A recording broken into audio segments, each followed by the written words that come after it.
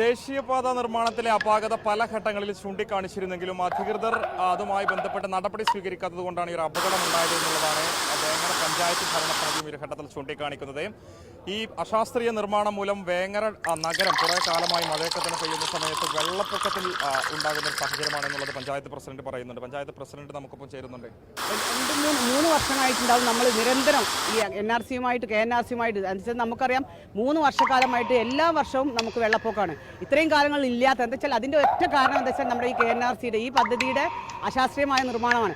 എന്താ വെച്ചാൽ നമുക്കറിയാം ഇത്രയും ഈ തോടിലേക്ക് പുഴയിൽ എന്താ പറയുക വയലിലൂടെ പോകുന്നത് ഇത് വെറുതെ ഒരു മണ്ണിട്ട് ഈ ഇത് വെച്ചിട്ട് കട്ട വെച്ച് അതൊരിക്കലും പ്രാവർത്തികമല്ല. ഇനി എനിക്ക് സർക്കാരിനോട് പറയാമെന്ന് വെച്ചാൽ നമുക്ക് ഇത് മൊത്തമായിട്ട് പൊളിച്ചിട്ട് മറ്റേ പാലം മാതിരി അല്ലെങ്കിൽ ഫില്ലർ വെച്ച് ഫ്ലൈ ഓവർ ആയിട്ടാണ് നമുക്ക് വേണ്ടത്. എന്താ വെച്ചാൽ നമുക്ക് വലിയൊരു വിപത്ത് ഇതിനെക്കാട്ടി വലിയൊരു വിപത്താണ് വരാൻ പോകുന്നത്. കൂരാട് പാലം അത് 45 വർഷം മുമ്പുള്ളൊരു പാലം അതേപോലെ